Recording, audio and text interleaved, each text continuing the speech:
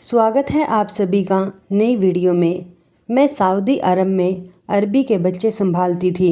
रात को घर जाने लगती तो अरबी मालिक कभी 2000 कभी 3000 रियल मुझे पकड़ा देता। महीने बाद तनख्वाह भी अच्छी खासी मिलती। एक रात अरबी की बीवी नाराज़ होकर घर से चली गई और अरबी ने मुझे घर पर रोक लिया। मेरे होश उड़ गए। उस रात अरबी ने मेरे साथ, मैं और मेरा पति सऊदी अरब में रहते थे। हम दोनों ही बीए पास थे, इसलिए मेरे पति को एक फैक्ट्री में वर्कर की नौकरी मिल गई। लेकिन उसकी तनख्वाह इतनी ना थी कि घर का गुजर बसर अच्छे से होता। इसलिए मैं भी एक अरबी के घर उसके बच्चे की केयर टेकर के तौर पर ख्याल रखने लगी। वो अरबी जो बहुत अच्छा इंसान था, उसने मेरी तनख्वाह भी अच्छी रखी थी। जब मैंने अपने पति को इस नौकरी के बारे में बताया तो वो बहुत खुश हुआ। कहने लगा, अगर हम दोनों मिलकर मेहनत करेंगे तो घर के खर्चे के अलावा कुछ पैसे भी जमा हो जाएंगे। मैं भी दिन भर खाली होती थी, इसलिए घर के सारे काम सुबह ही निपटाकर मैं उस अरबी के घर चली जाती थी। उसके 2 छोटे बच्चे थे, दोनों ही जुड़वा थे, एक बेटी और एक बेटा। दोनों 1 साल के थे। उसकी बीवी बच्चों पर ज़्यादा ध्यान नहीं देती थी, इसलिए उन दोनों बच्चों की पूरी जिम्मेदारी मुझ पर थी। मैं सुबह के 8 बजे से लेकर शाम के 8 बजे तक उसके घर पर रहती थी। मुझे हैरत होती थी कि एक माँ होते हुए भी वह अपने बच्चों को देखती तक नहीं थी। बच्चों को खिलाना पिलाना, उनका ख्याल रखना, ये सब मेरी जिम्मेदारी थी। वैसे भी मालकिन सख्त मिजाज की थी और मुझसे भी गुस्सा रहती थी। ज़्यादा बात नहीं करती थी। मुझे अभी उनके घर कुछ ही दिन हुए थे काम करते हुए। मैं उस औरत के मिजाज को अच्छी तरह से समझ गई थी। वो हर वक्त नौकरों पर चीखती चिल्लाती हुई नज़र आती थी और किसी से ज़रा सा भी काम खराब हो जाता तो उस पर चिल्लाने लगती। अगर मालिक घर आते तो उनसे भी ज़रा सी बात पर शोर मचाने लगती। मैंने ये बात महसूस की थी कि मालिक अपने बच्चों से बहुत मोहब्बत करते थे, लेकिन उनको बीवी शायद अच्छी नहीं मिली थी। मालिक जब भी अपने काम से घर वापस आते तो सबसे पहले बच्चों के कमरे में आते। मैं बच्चों के साथ ही बिजी रहती थी, इसलिए पहले दरवाजे पर दस्तक देते। मैं फ़ौरन से ठीक होकर बैठ जाती, फिर ही वह दरवाज़ा खोलते थे। फिर अपने बच्चों को प्यार करते, मुझसे भी पूछते, बच्चों ने तंग तो नहीं किया, उन्होंने खाया पिया तो ठीक से है ना। वो अरबी पूरे दिन की बच्चों का रूटीन मुझसे पूछता था। मैं भी उस अरबी मालिक को सारे दिन की रूटीन बता देती थी। एक रात को जब मैं घर जाने लगी तो कहने लगा कि 1 मिनट रुको। फिर उसने अपनी जेब से पर्स निकाला और मुझे 1000 रियल पकड़ा दिए। यह देखकर मैं हैरान सी रह गई थी। हालांकि उसने मेरी तनख्वाह बहुत अच्छी रखी थी और 1000 रियल कम पैसे नहीं होते। मैंने एक नज़र मालिक की तरफ देखा था। मेरी आंखों में हैरानी थी। कहने लगे, ये रख लो, तुम्हारे काम आएंगे। मैंने कहा, नहीं मालिक, आपने जो तनख्वाह देनी तय की है वो भी काफ़ी है। मेरी बात सुनकर वो हल्का सा मुस्कुराया। कहने लगा, मैं अपनी खुशी से दे रहा हूँ, ये रख लो। मैंने वो पैसे पकड़कर अपने पर्स में रख दिए। मैं फिर जाने लगी। जैसे ही मैं दरवाजे तक पहुँची तो मुझे कहने लगा, बात सुनो। मैंने कहा, जी। वो कहने लगे कि इस बात का जिक्र अपनी मालकिन से मत करना, उसे मत बताना कि मैंने तुम्हें 1000 रियल दिए हैं। मैं कुछ देर तो इस बात को सुनकर सोच में पड़ गई थी। फिर मैंने सर हाँ में हिला दिया और कमरे से बाहर निकल गई। लेकिन ना जाने क्यों उस रात मुझे बड़ी बेचैनी हो रही थी। एक तो मालिक का मुझे 1000 रियल देना और दूसरा इस बात का कि मालकिन से छुपाने को कहना। ये दोनों बातें ही मेरे दिमाग में उलझन का काम कर रही थी। फिर मैंने कहा कि शायद मालकिन ज़रा गुस्से वाली है, इसलिए आज ही मालिक को मना करती हूँ उसे पैसे देने से। चलो, अगर उसने दे दिए तो कोई बात नहीं। मैंने वो पैसे संभाल के रख दिए। लेकिन मेरी हैरत की इंतहा उस वक्त में ना रही जब दूसरे दिन मालिक ने मुझे 2000 रियल दिए थे। इस बार तो मेरा दिल शक में गिरफ्तार होने लगा था। आखिर मालिक मेरे साथ इतनी मेहरबानी क्यों कर रहे थे। मैंने वो 2000 रियल भी वापस पकड़ लिए। मैंने कहा, मुझे ये नहीं चाहिए, आप क्यों मुझे रोज़ रोज़ इतने पैसे दे रहे हैं। मैंने फटाफट से अपनी चादर को सही किया था क्योंकि वो मेरे चेहरे को बड़ी गौर से देख रहे थे। कहने लगे कि आप मेरे बच्चों का ख्याल रखती हैं, इसलिए। मैंने कहा, वो मेरी ड्यूटी है, और उसके पैसे मैं आपसे लेती हूँ। फ़िलहाल मैंने उस दिन उस शख्स से कोई पैसे नहीं लिए और वापस घर आ गई। लेकिन अगले ही दिन जब मैं बच्चों को संभालने के लिए गई तो मैंने देखा कि वो मालिक अपने काम से बाहर नहीं गया था, बल्कि घर पर ही था और बच्चों के पास ही था। जब मैं आई तो मुझसे कहने लगा कि इतनी देर से आई हो, आपको पता है मेरे दोनों बच्चों को बुखार चढ़ा हुआ है। उसके लहजे में फ़िक्रमंदी थी और थोड़ा लहजा सख्त भी था। मैंने घबराकर जब घड़ी की तरफ देखा तो पूरे 8 बज रहे थे और मैं इसी वक्त आती थी। मैंने कहा, मैं तो अपने वक्त पर आई हूँ। फिर मुझसे कहने लगा कि इसी चीज़ के तो आपको पैसे दे रहे थे कि आप मेरे बच्चों का ख्याल ज़्यादा रखती हो। देखिए, सुबह से उनको बुखार है, उनकी माँ तो उनकी परवाह नहीं करती, लेकिन मैंने आपको नौकरी पर रखा है ताकि मेरे बच्चों की अच्छी से अच्छी केयर हो सके। इसलिए नहीं कि आप 8:20 पर आओ और मेरे बच्चे यहाँ पर बीमारी में रोते रहें। एक बच्ची तो सो रही थी, लेकिन उसका जो बेटा था वो रोए जा रहा था। मैंने फटाफट से उसे मालिक से लेकर अपनी गोद में ले लिया। दोनों बच्चे मुझसे बहुत ज़्यादा लगाव रखते थे। जैसे ही वो बच्चा मेरी गोद में आया वो बिल्कुल खामोश हो गया। मैंने उसे सीने से लगाया तो वो बुरी तरह से तप रहा था। मैंने उसका माथा चूमा।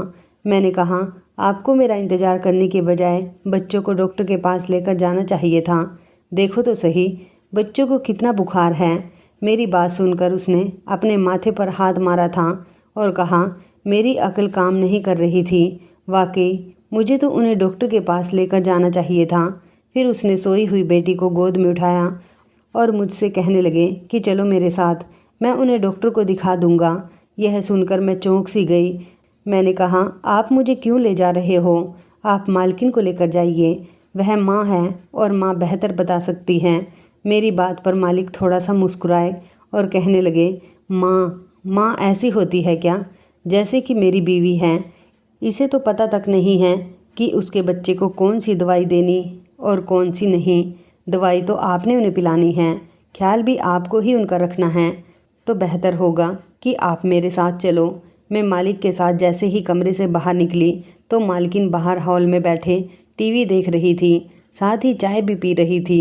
मुझे मालिक के साथ बाहर जाते देखा तो मुझे बुलाने लगी, कहने लगी, कहाँ जा रहे हो? अब बच्चों को क्या हुआ है? मेरी बजाय मालिक ने अपनी बीवी को जवाब दिया, तुम्हें नहीं मालूम, तुम्हारे बच्चों को बुखार है, उन्हें डॉक्टर के पास लेकर जा रहा हूँ। तुम्हें साथ में चलना है तो चलो, नहीं तो रहने दो। ये सुनकर मालकिन को तुरंत गुस्सा आ गया था और कहने लगी, ना बाबा ना, मुझसे नहीं संभाले जाते तुम्हारे बच्चे, तुम्हें शौक़ था ना। यह कहकर वो दोबारा से टीवी के चैनल चेंज करने लगी। मैं इतना हैरान थी कि माँ होते हुए वो इतनी सख्त कैसे हो सकती है। मैंने बहुत सी ऐसी लड़कियाँ देखी हैं जो शादी से पहले लापरवाह होती हैं, और वो ही लड़कियाँ शादी के बाद और बच्चे होने के बाद बच्चों के मामले में जिम्मेदार हो जाती हैं। यह कैसी माँ थी जिसके दिल में बच्चों के लिए कोई तड़प ही ना थी। मालकिन बेहद खूबसूरत थी, लेकिन उसे बच्चों की जरा भी परवाह ना थी। पिछले 2 महीने से मैं उनके बच्चों को संभाल रही थी और मैंने देखा था कि वो मालकिन हमेशा ही खुद को सजाती संवारती रहती थी। कभी नौकरों से नाखून कटवाती, कभी पैरों की मालिश करवाती, कभी तेल लगवाती, हर वक्त अपनी ही परवाह करती। दोनों बच्चों को बहुत तेज बुखार था। पूरा दिन मैं बच्चों के साथ ही घिरकर रह चुकी थी। एक को दवा देती तो दूसरा रोने लगता, दूसरे को सुला देती तो पहले वाला जाग जाता और कोई ना कोई कमरे में पड़ी चीज़ खराब कर देता। बुखार से दोनों बच्चे चिड़चिड़ा और जिद्दी हो गए थे, वरना तो मेरी बात मान लेते थे, लेकिन आज तो जैसे तंग ही किए जा रहे थे। मैं रात तक बिल्कुल थक चुकी थी। जैसे ही मालिक आए तो मैंने जाने की इजाज़त मांगी तो मालिक मुझे कहने लगे कि ये बात सही तो नहीं लग रही, लेकिन मैं भी मजबूर हूँ। अगर आप आज की रात मेरे बच्चों के साथ रह लेती तो ये आपका मुझ पर बहुत बड़ा एहसान होता। मैंने कहा कि मैं कैसे रुक सकती हूँ, मेरा पति 9 बजे वापस आ जाता है और मुझे खाना देना होता है। ये सुनकर मालिक अजीब से अंदाज में पूछने लगे, क्या आप शादीशुदा हैं? मैंने कहा हाँ। मेरा जवाब सुनकर मालिक का चेहरा बुझ गया था। फिर एकदम से उन्होंने अपने चेहरे का रूप बदल लिया। कहने लगे, क्या आप अपने पति से कह देंगी कि एक रात के लिए आपको यहीं रहने दे, क्योंकि मुझे बच्चों को संभालने का इतना आइडिया नहीं है। रात भर मैं कैसे बच्चों को संभाल सकता हूँ? फिर आप उनकी मेडिसिन के बारे में भी अच्छी तरह से जानती हैं। मैंने कहा ठीक है, मैं अपने पति से ही पूछ लेती हूँ। मैंने मोबाइल निकाला और अपने पति से इस बारे में पूछा तो वो कहने लगे कि ठीक है, तुम आज की रात रुक जाओ, मैं खाने पीने का खुद इंतज़ाम कर लूँगा। रात भर मैं बच्चों को संभालती रही और अगले दिन बच्चे शाम तक भले चंगे हो गए थे। फिर जब मैं घर जाने लगी तो मालिक ने मुझे 5,000 रियल पकड़ाना चाहा। मैंने कहा कि आप क्यों दे रहे हैं? वो कहने लगे आपने मेरे बच्चों को बड़ी मुश्किल वक्त में संभाला है और इस पर आपका हक बनता है, इसलिए इससे इनकार मत कीजिए प्लीज़। मैंने कहा कि आप मेरी ममता को पैसों से क्यों तोल रहे हैं? मैं मानती हूँ कि ये मेरी सगी औलाद नहीं है, लेकिन मैं हमेशा उन्हें अपने बच्चों की तरह ही समझती हूँ, इसलिए आप अपने पैसे अपने पास रखें, मुझे उनकी ज़रूरत नहीं है। यह कहकर मैंने अपना पर्स पकड़ा और निकल गई। मेरी शादी को भी 4 साल गुजर गए थे, लेकिन मेरी कोई औलाद नहीं हुई थी। शादी के फ़ौरन बाद मैं उम्मीद से हुई थी, लेकिन मेरे पति मेरे आगे हाथ जोड़ने लगा, कहने लगा तुम्हें पता है कि मेरी तनख्वाह इतनी नहीं है और इतनी तनख्वाह में एक बच्चा अफोर्ड नहीं कर सकता। ऊपर वाले के लिए अभी तुम अबॉर्शन करवा लो, जैसे ही हालात ठीक होंगे फिर हम ऊपर वाले से बच्चा ले लेंगे। बच्चों का क्या है, बच्चे तो हो ही जाते हैं। उस वक्त मैं बहुत रोई थी। मैंने कहा था बच्चा अपना नसीब लेकर आता है, तुम क्यों ऐसा सोचते हो? लेकिन वो मेरे आगे मिन्नत करता रहा, मुझे समझाने लगा, कहने लगा मैं बहुत तंग हूँ, परेशान हूँ और भी तंग हो जाऊँगा, तुम मुझे समझो। उस वक्त मेरे पति सऊदी अरब के लिए वीज़ा लगवाने की कोशिश में लगे हुए थे, इसलिए मैंने उनकी बात मान ली थी। उसके बाद हम सऊदी अरब आ गए थे। 3 साल से मेरा पति काम कर रहा था, लेकिन हालात जैसे थे वहीं पर अटके हुए थे और हर वक्त जब मैं यही कहती कि अब हमें औलाद के बारे में सोचना चाहिए तो वह इनकार कर देता, कहता कि बस 1 साल और रुक जाओ, जैसे ही हालात ठीक होंगे तो फिर कर लेंगे, हम कौन सा बूढ़े हो गए हैं कि औलाद नहीं हो सकती। वो हमेशा ही टाल जाता, लेकिन मेरे दिल में था कि ऊपर वाला मुझे औलाद दे। इसलिए जब उन दोनों बच्चों को संभालने की जिम्मेदारी मुझे मिली तो मैंने ये सब नहीं समझा कि मैं नौकरी कर रही हूँ या वो बच्चे मेरे लिए एक बोझ हैं। मैंने अपनी सारी ममता उन पर न्यौछावर कर दी थी और दिल से उनको संभालती थी। अगले दिन जब मैं काम पर आई तो मैंने देखा मालकिन और मालिक में झगड़ा हो रहा था। न जाने किस बात पर उन दोनों की इतनी बहस हो रही थी कि मुझे भी डर महसूस होने लगा कि कहीं वो आपस में तलाक ना ले लें। मालिक तो यही कह रहे थे कि तुम हर वक्त शॉपिंग करती रहती हो या फिर अपने आप को सजाती संवारती रहती हो, एक रात ही को तुम्हें बच्चों को संभालना पड़ता है और वो भी तुम दूसरे कमरे में जाकर सो जाती हो। तुम्हें दूसरे कमरे में जाने से क्या मिलता है? ज़रा भी बच्चों की परवाह नहीं। अगर तुम्हारा यही रवैया रहा तो मैं तुम्हें छोड़ दूंगा। मालिक बहुत गुस्से में चिल्लाते हुए कहते हुए बाहर चले गए। मैं उस वक्त कमरे में सारा शोर सुन रही थी और बच्चे भी उस वक्त सहम कर बैठे थे, क्योंकि चिल्लाने की आवाज़ कमरे तक आ रही थी। सिर्फ मेरा दिल धक से रह गया जब अचानक से मेरे कमरे का दरवाज़ा खुला। बड़े ही गुस्से वाले अंदाज में मालकिन कमरे में आई थी, कहने लगी चलो छुट्टी है तुम्हारी, यहाँ से निकलो। यह कहकर उसने मुझे चुटकी बजाकर बाहर जाने के लिए कहा था। मैं खामोशी से बाहर निकल गई, लेकिन मैं जानती थी कि वह औरत बहुत गुस्से में है, इसलिए कुछ नहीं सुनेगी। मैंने अपना पर्स उठाया और अपने घर चली गई। फिर मैं नहीं जानती कि क्या हुआ और क्या नहीं, लेकिन शाम को ही मुझे मालिक का फ़ोन आया। वो मुझे कहने लगे कि फ़ौरन ही घर आ जाओ, मुझे आपसे बहुत ज़रूरी काम है। मैंने कहा मालिक इस वक्त तो रात के 8 बज रहे हैं। वो कहने लगे मुझे आपसे बेहद ज़रूरी काम है, आपका आना बहुत ज़रूरी है, आप फ़ौरन से मेरे पास आएँ। मैंने अपने पति को बताया तो वो कहने लगे हो सकता है बच्चों को फिर से बुखार ना हो गया हो, चलो मैं तुम्हें छोड़ कर आता हूँ। मेरे पति के पास मोटरसाइकिल थी, वो मुझे मालिक के घर बाहर ही छोड़कर चले गए। जैसे ही मैंने डोरबेल बजाया तो दरवाज़ा चौकीदार के बजाय मालिक ने खोला था। मैंने हैरानी से देखा तो चौकीदार भी घर में ना था। मैंने मालिक से पूछा तो वो कहने लगे कि चौकीदार अपने घर गया है, थोड़ी देर में आ जाएगा, आप अंदर आओ, आपसे बहुत ज़रूरी बात करनी है। यह सुनकर मैं मालिक के साथ अंदर चली गई, पर मैं नहीं जानती थी कि अंदर जाते ही मुझ पर क़यामत टूट पड़ेगी। जैसे ही मैं अंदर गई हॉल बिल्कुल खाली था। यह देखकर मैं थोड़ी परेशान हुई थी, इसलिए सोफ़े के किनारे पर जाकर बैठ गई। फिर मालिक सामने वाले सोफ़े पर बैठे अपना सर पकड़कर कुछ सोचने लगे। फिर वो कहने लगे कि मेरी बीवी दोपहर से अपने मायके जा चुकी है। जब मैं घर आया तो मेरे बच्चे मौजूद नहीं थे। जब मैंने अपनी बीवी से फ़ोन पर पूछा तो कहने लगी मैं बच्चों को साथ लेकर नहीं गई।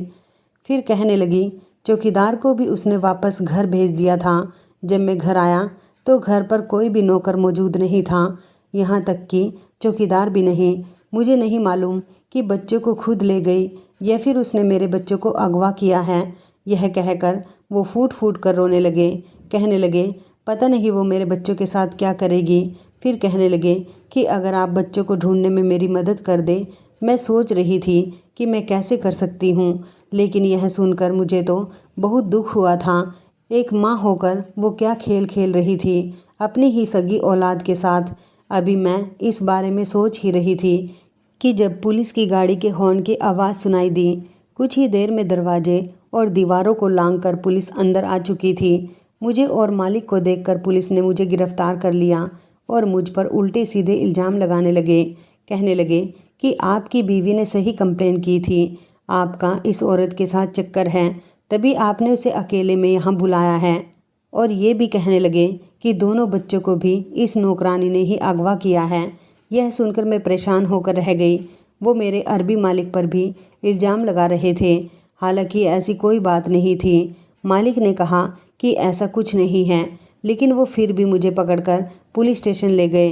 मैं रोने लगी। मैंने अपने पति को फ़ोन किया, वो भी पुलिस स्टेशन में पहुंच गया, लेकिन पुलिस कुछ भी सुनने को तैयार ना थी। मेरा पति उस मालकिन के पास चला गया और उससे कहने लगा कि मेरी बीवी ने आपके बच्चों को अगवा नहीं किया और ना ही इसका किसी के साथ कोई चक्कर है।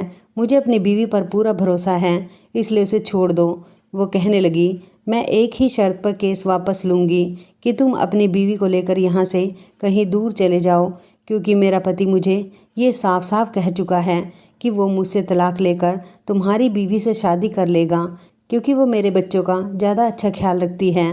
ये सुनकर तो मेरा पति भी दंग रह गया। मैं नहीं जानती थी कि मालिक ने ऐसा क्यों कहा, लेकिन मेरा दिल यह सुनकर बहुत गमगीन हुआ था।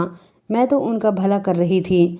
मालकिन ने अपना केस वापस ले लिया और मैं अपने पति के साथ वापस अपने गांव आ गई थी।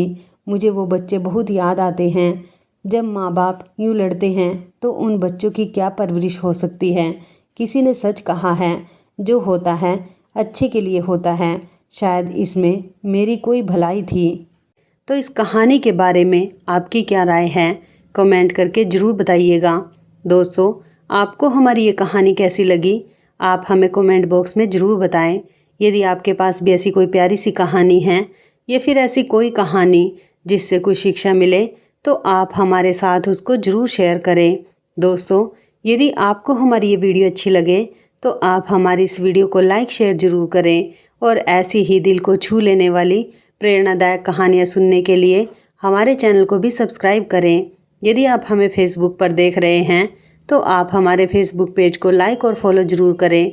तो दोस्तों, फिर मिलते हैं ऐसी ही ज़बरदस्त कहानी या टिप्स के साथ नई वीडियो में। तब तक के लिए धन्यवाद। आप सभी अपना ख्याल रखना।